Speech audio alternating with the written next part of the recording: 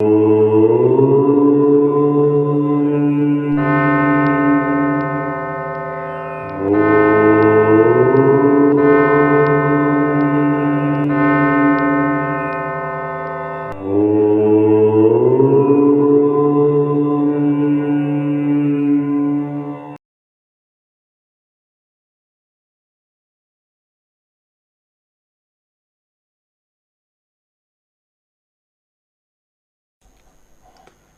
have revealed about the evolution of Vinayaka worship in part 1 and 2 of this video set. In the following videos, we shall discuss the origins of Shiva, Vishnu and Brahma and their female counterparts, namely Kali, Lakshmi and Saraswati respectively. You would be surprised to know that these deities, who are understood to be of Hinduism, are actually the deities of Aaseevaham origin. Aaseevaham trained its people towards Aruvam, that is Arupa worship, starting from Uruvam, that is Rupa worship. It is like teaching children with picture books initially and ultimately graduating to the text-only based study. The whole structure is delightfully designed, as is expected of a contribution from Arivar, the wisdom people of Aaseevaham, who are otherwise called Siddhars. We have already introduced the color concept of Aaseevaham, with black being the first stage and white the enlightened stage and the transparency the final nirvana stage. Between black and white there are 4 stages of evolution of wisdom of Aaseevaha students, marked by colors blue, green, red and golden yellow in the ascending order. In Tamil, the word Ayyanar means respectful or worshipable person. Almost every ancient village in Tamil Nadu would boast of temples of Ayyanars at the outskirts of the village. In contrast to the other temples in the villages, these Ayyanar temples would have frightening atmosphere, replicating a jungle-like appearance with lots of dense trees and are situated at the outskirts of the villages. The jungle-like appearance is suggestive of Aaseevaha Siddhars who lived in forests and mountains. Ayyanars are Aaseevaha Siddhars themselves. Since Ayyanars were protecting the common men with their arts like martial arts, medicine, psychotherapy, astrology, etc., these temples are usually called Kaval Deivam, which means protective deities of the village. This is probably the reason some of the Ayyanars are having weapons in their hands. In Ayyanar temples, normally one would see 7 images sitting in a line painted with one color each of the colors of Aaseevaham. These are normally called Muni, which literally means Munaivar. Meaning of the word Munaivar is determined knowledge seeker, otherwise called scientist. Knowledge seeking is a strenuous and long enduring process, and hence it has grades or standards just like the schools of today. The grade of the knowledge level is shown by their color. The size difference of the statues also indicative of their wisdom level. These 7 Munis are called Yelu Muni in Tamil or Saptha Rishi in Sanskrit. Apart from these 7 symbolic images, human Ayyanars who attained nirvana are also represented by statues in these temples. In many places where Aaseevaha padis, that is natural caverns or schools are located, an Ayyanar temple or Amman temple or both are also found. We are showing one such an example at Dusi Mamandur. The video shows the placement of an Ayyanar temple with respect to the Aaseevaha padi. We had zoomed in the padi from inside the temple, and when we are slowly unzooming, you find that we are inside the temple in the company of Ayyanar statues painted in the colors of Aaseevaham, and also the Pachayaman, that is green goddess temple, which is one of the 7 Kannies, that is Saptha Kanyas. Actual traditions are lost or forgotten with the passage of time, and hence Ayyanars are not arranged as per the hierarchical order of the color scheme. From what have been shown, one could find the relationship of Ayyanar temples with Aaseevaham. Another proof that Ayyanar temples are of Aaseevaham representation is established by the fact that one would always find elephant statues in these temples, which are the primary symbols of Aaseevaham. Along with Yelu Muni, that is Saptha Rishis, 7 Kanni, that is Saptha Kanya statues are also found in the Ayyanar temples. The word Saptha evolved from Tamil word Sattu, meaning close, and we shall deal with the etymology separately later. considering the scope of this video.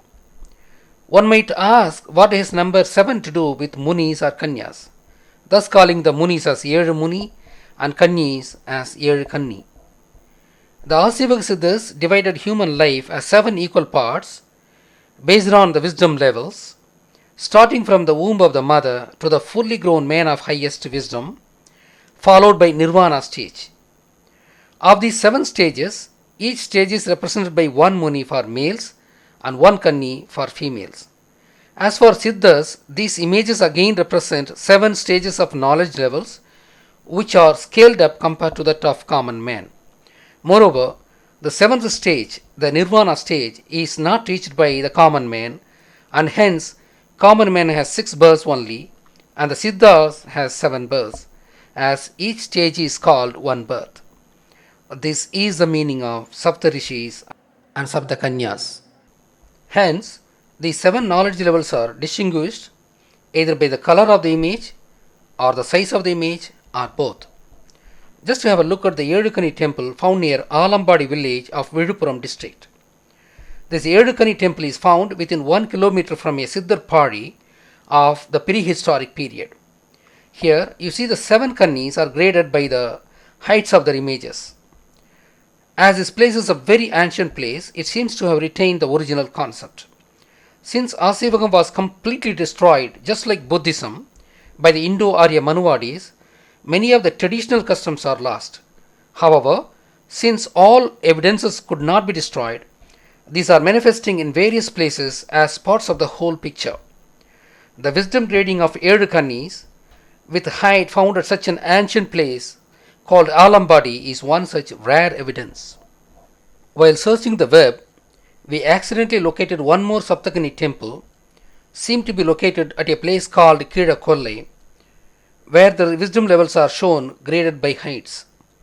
However, in majority of the places, these Kannis are shown equal in height, which is indicative of the loss of original customs, or the concerned people did not pay attention to details. These Elu Kannis are holding a lotus bud each, which indicates that these deities are of Aaseevaham origin. Lotus was actually a chosen flower of Aaseevaham. That is why Lakshmi, Saraswati and Brahma, all the symbolic deities of Aaseevaham, are all sitting on a lotus flower each. We have not exhausted all the Ayyanar and Elu Kanni temples of Tamil Nadu. We shall record many more pieces of ancient evidences in due course of time. The Elu Kannis are Kaliyamma meaning black, Neelambigai representing blue, Pachayammal representing green color, Sivapayi or Thirumagal or Lakshmi for red, Ponnambal or Mariyamma for gold and yellow, Vellayammal or Saraswati for white color, Kaviriyamma or Gangayamma representing transparency. These 7 deities are also worshipped in individual temples in Tamil Nadu. Since Tamil civilization is the oldest civilization and there was a mother goddess worship among such communities, these are no wonder. However, since ancient times, these goddesses are considered to be 7 in numbers, as is proven by the very existence of Saptha Kanni seals among the seals of Indus Valley. Worshipping of Saptha Kannies, that is Elu Kanni, as 7 female images is not found anywhere in India except Tamil Nadu and the Tamil regions annexed to the neighboring states of present-day Tamil Nadu. Same way, worshipping Elu Munis, that is Saptha Rishis, as 7 images is found only in Tamil Nadu and not elsewhere in India. These Elu Kanni and Saptha Rishi temples are found in every one of the ancient villages of Tamil Nadu, and their numbers could run into several thousands of such temples in Tamil Nadu. These things prove that Indus Valley civilization was not the primary civilization, and it got derived from the one at Tamil Nadu, and hence Indus civilization is also a Tamil civilization. Further, the seal shown is the one excavated from Mohenjo-daro, and it is depicting a Jallikattu scene which continues to be practiced till today only in Tamil Nadu among the Indian states, and this proves that Indus Valley civilization belongs to the Tamils. There are other concrete evidences, and we shall show some more in the later part of the video. Though some mother goddesses, along with Shivalinga, were the earliest worshipped images, we believe that by the time Elu Kanyas were started being worshipped, Elu Munis were also worshipped. This is purely an Aaseevaha tradition, and this tradition is exclusive to Tamil Nadu, as Saptha Kannies, Saptha Rishi Temples are found only in Tamil Nadu and not elsewhere in India. The fact that Saptha Kanya seals, Jallikattu, Yogic posture seals were found in Indus Civilization, it conclusively proves that Indus Civilization is a Tamil civilization. Hence, Aaseevaham has origins from Indus Valley times itself.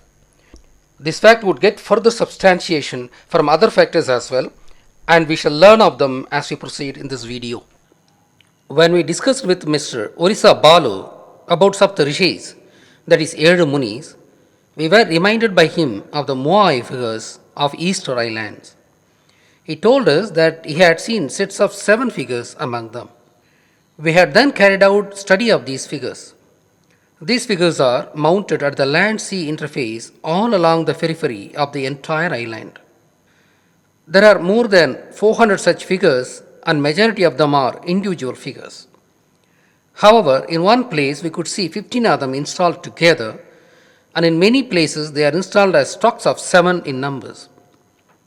It turns out that Eastern Islanders were originally Tamil people, and many of their names and symbols are carrying Tamil identity. For instance, these figures are representing ancient people of wisdom. They are called Aringavora by the people of Eastern Islands.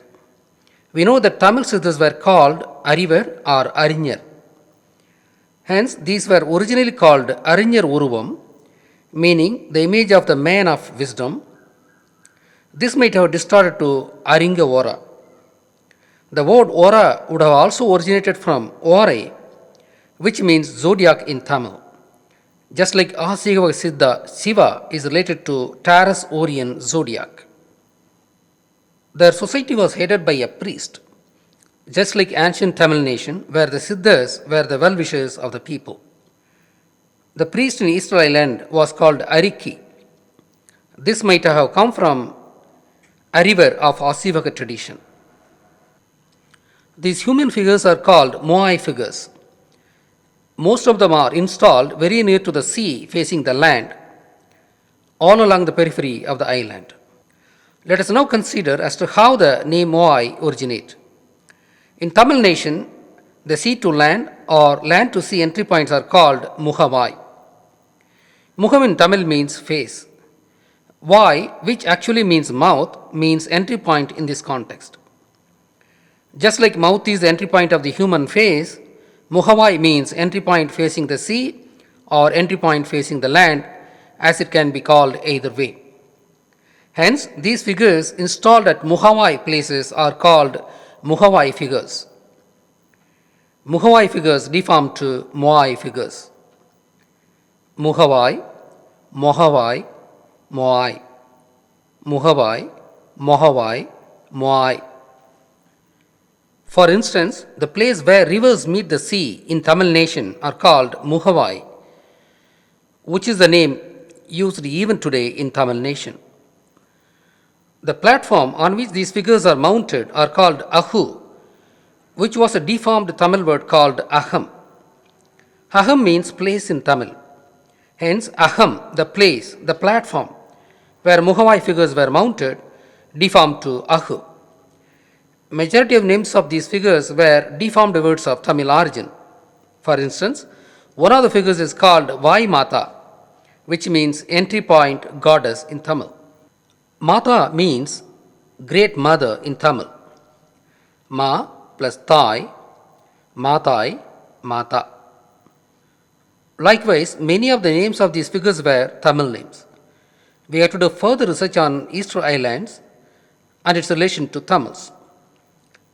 The set of 7 Moai figures speaks volumes on its relation to Tamil land. Worshipping of 7 images are seen in many cultures in the world, and it had all evolved from the original Tamil philosophy. We have to embark on a detailed study regarding these traits globally. The Indo-Aryan Manuvadis, the destroyers of Aaseevaham, named the Saptha Rishis out of actual sages or imaginary personalities. There is no one set of names, and the fact that there are so many names obtained from different sources means that the original Tamil ideas were misunderstood inadvertently or deliberately. The same is true in the case of Saptha Kanyas. Saptha Rishis are told to have been created by Brahma to help in the act of creation as per the concept of Hinduism. Saptha Kannies are told to have been created by Parvati to destroy some Asura. Brahma created Saptha Rishis for some reason, and Parvati created Saptha Kannies for some other reason. But why both of them created the same 7 in numbers? This proves that Manuwadi version of the story is bogus, which is obvious even otherwise, as it is only Shiva, not Brahma, who is actually the creator. On the other hand, as per Aaseevaham, the 7 Munis and 7 Kannies represent simply the 7 stages of the life of males and females respectively, each stage representing the natural psychological temperament, wisdom level, and the philosophical outlook of the general individual. We have already stated that 7, one of the sacred numbers of Tamils, is obtained from the 7 celestial objects, 5 of which are planets, which are Mercury, Venus, Mars, Jupiter, and Saturn, along with Sun and Moon. The days of the week are named after these celestial objects, and hence the days of the week are 7. In fact, in many places, these Ezhukanni female deities are called by the Tamil names of these celestial objects, like Thingalpadi, Moon, Budanpadi, Venus, Vellipadi, Mercury, etc., which are also the names of the days of the week in Tamil. The inner planets are represented by Kanyas, the female deities, and the outer planets are represented by Munis, the male deities. The sun is represented by Vinayaka, as sun is the source of light and hence a symbol of wisdom. Moreover, the Tamils named these celestial objects based on their attributes. For instance, Saturn is called Kari, meaning black, in Tamil, as it is a dull planet being very far from both sun and the earth. It has got another name in Tamil as Suni, calling it so after the rings of Saturn, which distorted to Sunny in Sanskrit. Jupiter is called Vyaran, Vyal plus Aran, meaning big and distant object. Mars is called Sevvai, meaning red in Tamil. Some researchers feel that Aaseevaha Siddhars as atheist. This is not true. Some of the Siddhars were critical of the idol worship, like Siva, who was a Siddha of recent period, where Indo-Aryan Manuwadis took control of the worship of Aaseevaha deities, and hence his criticism was directed to them. Siddhas were not averse to the belief on one supreme power. In fact, as we have already stated at the beginning of this video part, the Siddhas suggested gradual evolution of the feeling of God, starting with Rupa worship and finally realizing him in Arupa form. That is what happened to Vallalar too. He started to worship Murugan, followed by Kali, and then Sivalingam, and ultimately to the worship of Sodhi, which is light. He started with saffron clothing, and when he came to Sodhi worship, abandoning Rupa worship, he started to wear white cloth. This is reminiscent of Aaseevaha faith. We do not know whether he was fully aware of Aaseevaham, though he explained the set colors of Aaseevaham, that is, black, blue, green, red, golden yellow, and white, as color screens of ignorance in the way of realizing the ultimate truth. As a person's knowledge expands, the color screens of Ajnanam, that is ignorance, would open up one after another, from black to white, after which one would see the real Sodhi, the true light of knowledge. Aaseevaham distinguished people by 7 colors based on their wisdom level. Female individuals are represented by Kannies and the males by Munis. We shall consider Kannies first. For each of the 6 levels of wisdom represented by a color, they had associated a deity, as we had discussed earlier. However, they had identified 3 landmark deities among the 6, the first, middle, and the last.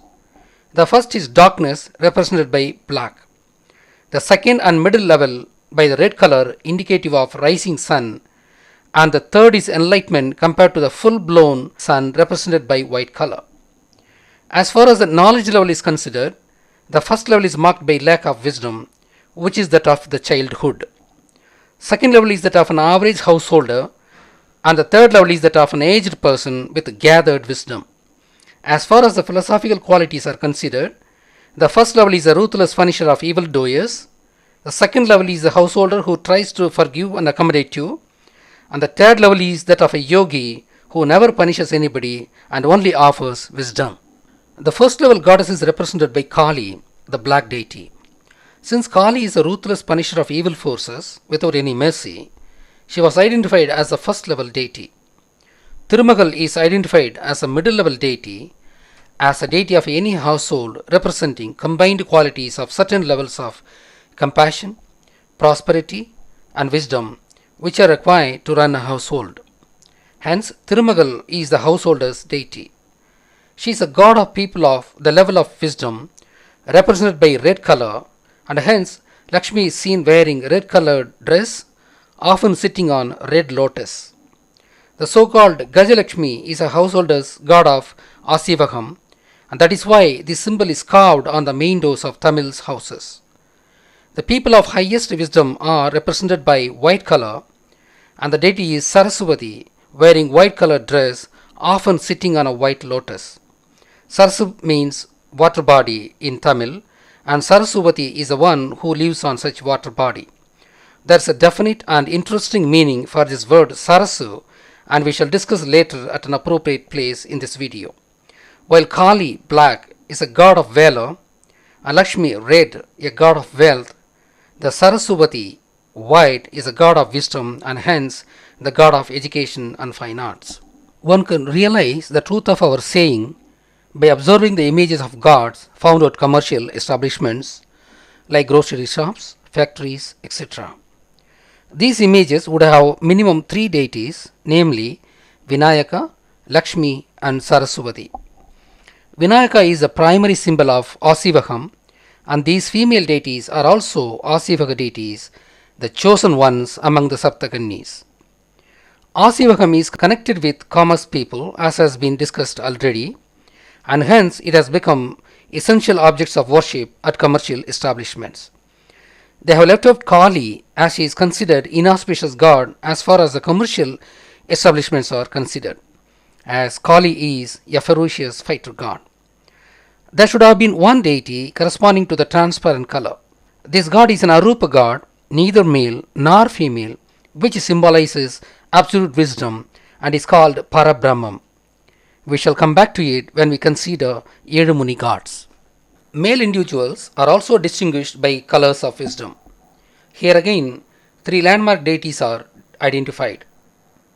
Shiva, the god of creation and hence is related to childhood stage, is placed at the first level corresponding to the black color. That probably could have been the reason that he was made the lord of Saturn, which is called Kari in Tamil, meaning black. Shiva is the first Theerthangarar of Aaseevaham. He is called Adinathan. You shall see in the picture that Shiva with his crescent moon is shown as an Ayyanar, an Aaseevaha Siddha. All the Vahanams of Ayyanars are shown in the same place, and you see the bull, which is the Vahanam of Shiva.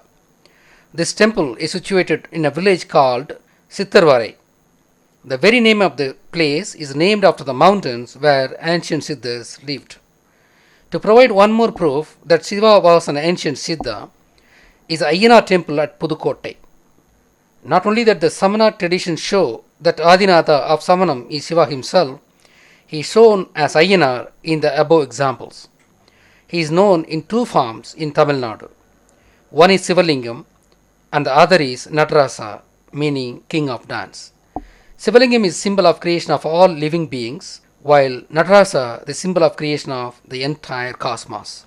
Natarasa is holding fire on one hand and Udukai, the sound instrument, on the other hand. This signifies that the universe was created with fire and sound, which might symbolize Big Bang theory of today. His dance is indicative that everything is moving and changing. His Sadaimudi, that is, hair, is said to represent the Milky Space, our galaxy. In Jewish religion, Shiva is called El Shaddai. El means God in Tamil too, and Shaddai means Sadai in Tamil, meaning plate of hair. Hence, Shiva was an ancient guru. The dancing Shiva form should have been suggested by Adinatha, the first Theerthangarar of Aaseevaham, who also should have coined the word Shivalingam, and hence he himself is worshipped as Shiva after his parinirvana. Shiva was a worshipper of Shivalingam, which was called by some other name till then, and as he coined the word Shivalingam along with the duality concept, he himself was called Shiva after his parinirvana. People observe fasting on the day of his parinirvana, which is called Shivratri, and devotees remain awake all night chanting Om Namah Shivaya. Namah Shivaya means Nam Siva Ayam, meaning we belong to Saivite clan. Shiva is also considered as the god of destruction. Red color, which is called Sivam in Tamil, would represent menstrual blood as well as fire. Fire is a destructive agency, and hence Shiva is also called the god of destruction. As I said earlier, that Shivalingam is an object of worship by the mountain people, and there were forest fires in the mountains, created due to friction among the trees because of high winds on the mountains. The fire created unsurmountable survival difficulties, and hence people who were worshipping Shivalingam customarily for enhancing population also worshipped it out of habituation to save them from fire hazards. This way, Shiva should have been worshipped as a god of destruction also. The fire, the destructive power of him, is shown as his third eye. Without creation, there is no destruction, and without destruction, there is no recreation. Everything created gets destroyed and recreated again, and hence symbolizes the law of conservation of mass and energy of the universe. Shiva is the god of creation as well as the god of destruction. By this it means that Brahma is not a god of creation. The fact that Shiva is a god of creation is also inferred from another Tamil name of Shiva, which is Uruthiran. Uru means image or creation, and Thiran means one who is capable of. Hence, Uruthiran means one who is capable of creation. This Tamil name got distorted to Sanskrit as Rudran, and they concocted a different meaning as destroyer to this word. Hence, Brahma shall be the creator as per their cunning design. We shall learn more about Brahma in part 5 of the video set. Shiva embodies a great philosophy called duality concept. Male, female, happiness, sorrow, day, night, creation, destruction, and good, bad. Present day knowledge of proton, electron, matter, wave, etc. could also be added. Male, female, or proton, electron are of opposite qualities. They have to work together to make a meaningful existence. Otherwise, they would annihilate each other. Duality concept has a lot of significance for our well-being. This concept is said to have been taken to China as Taoism by Bodhisiddha during 1st century BCE. Bodhisiddha was also the inventor of parachute, as we stated earlier, and he demonstrated it to the Chinese. Bodhisiddha worshipped Muruga, who was also an ancient Aaseevaha Siddha, and Bodhisiddha attained Samadhi at Palani Hills.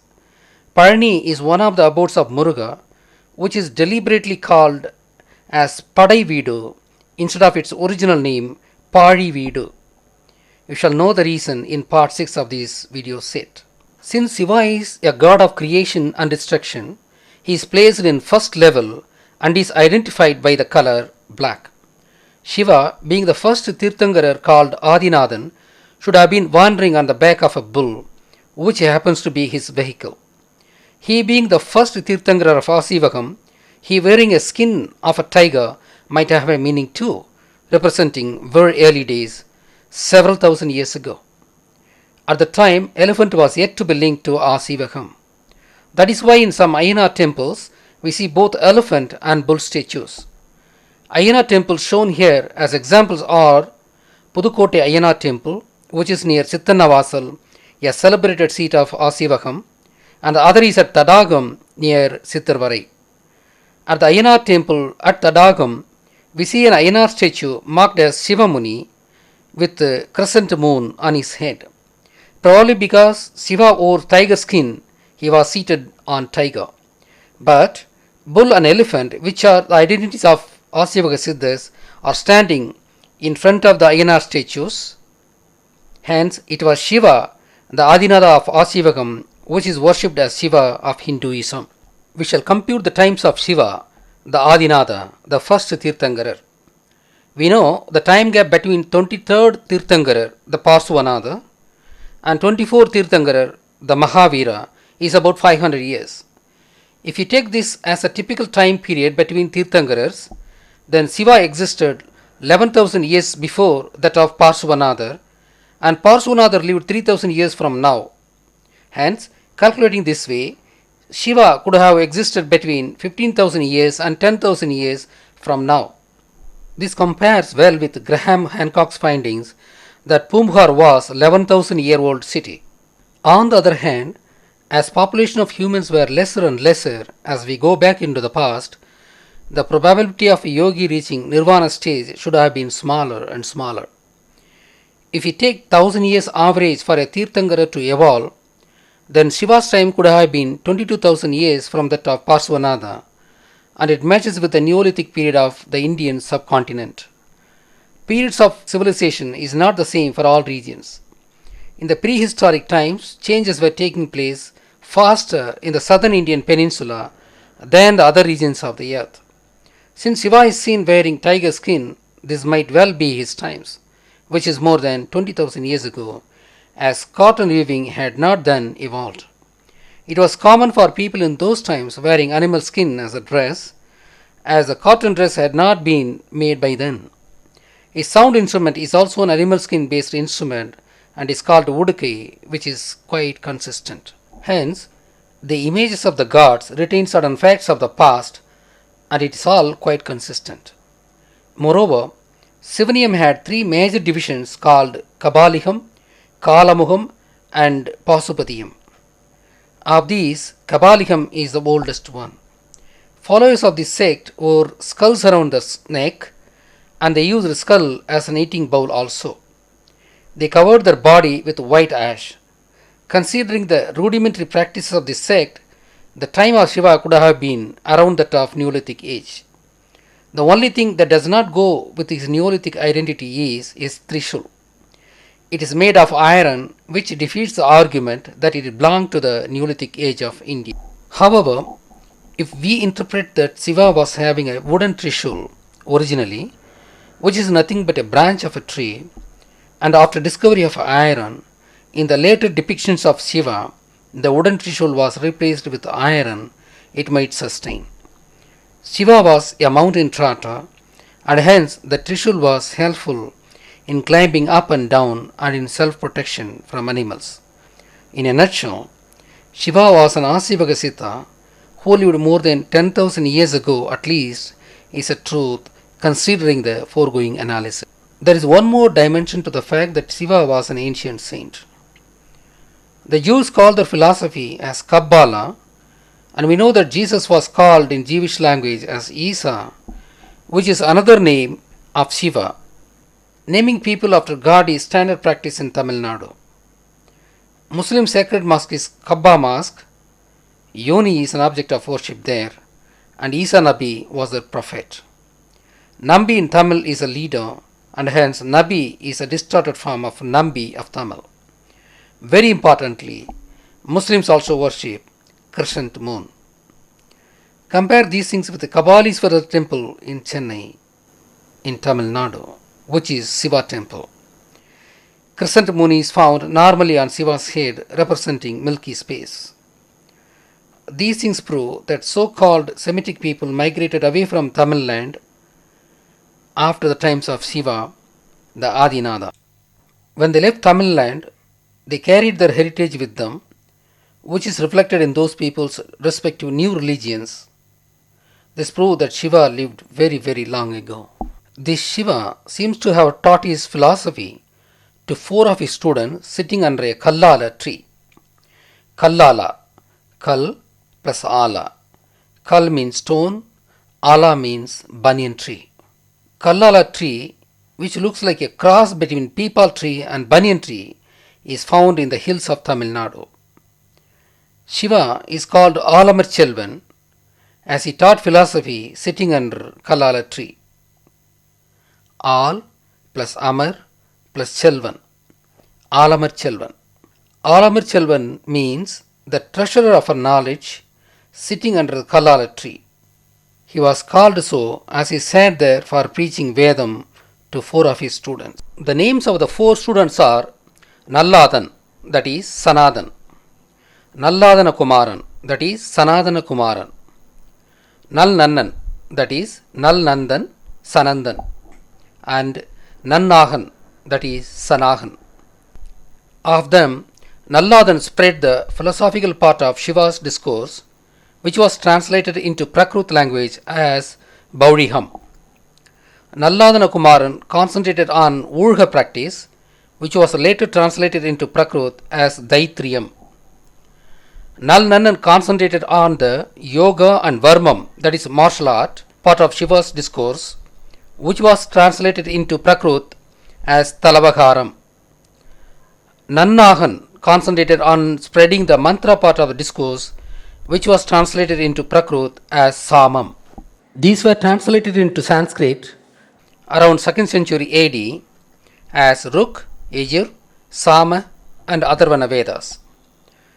The fact that these were called initially by the Prakrit names was confirmed by Nachinarkiniyar, a Tamil poet who lived 1000 years ago, and he disapproved the Sanskrit names too. Hence, Vedas does not belong to Indo-Aryans. But what they had done is that they replaced or inserted into the Prakrit Vedas a lot of their stuff when they translated them into Sanskrit. Hence, Vedas has ideas both from Tamil and Indo-Aryan societies. Vedam itself is a Tamil word which originates from Tamil root called will. Will, Vilai, Vittu, Vittai, Vidya, Vedam. Since Shiva gave his discourse for his students sitting under a Kallala tree, he is called Alamarchelvan. It might have been the very first religious discourse in the history of mankind, and hence he was called in Tamil as Puhalnathan. The Tamil word Puhal means speak and Nathan means leader. Hence, Puhalnathan means leader of speech. Puhal of Tamil distorted into Bol in the North Indian tongue, and hence, as Shiva gave his discourse on Vedam, he was called Bolinath in North India. This proves that Vedas were stolen from Tamils and doctored into its present form by the Indo-Arya Manuvadis, who are otherwise called Brahmins. Shiva is said to reside in Kailayam. This word evolved out of 2 words called Kayal plus Ayam. Kayal means fish in Tamil and Ayam means lake or sea.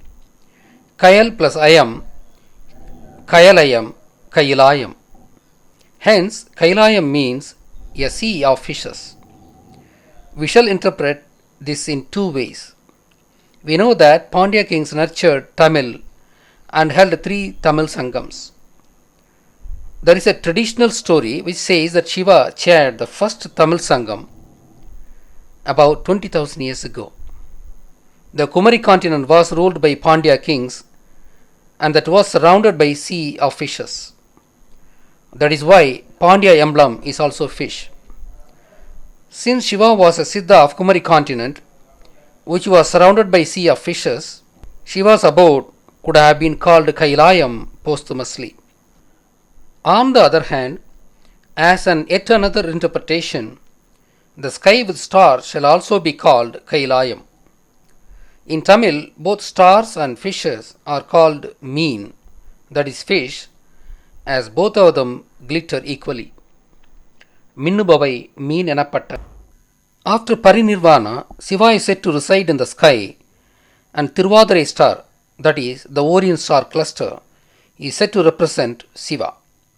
Hence, Kailayam might mean the sky of stars.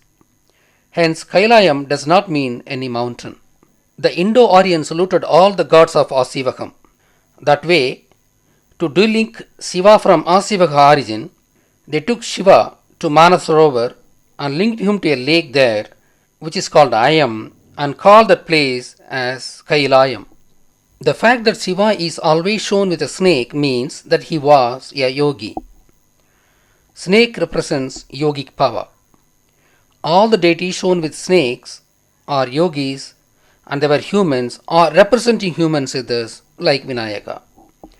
That leads us to Vishnu. He is sleeping on snake Adisesha, a five-headed snake, and hence also a human yogi.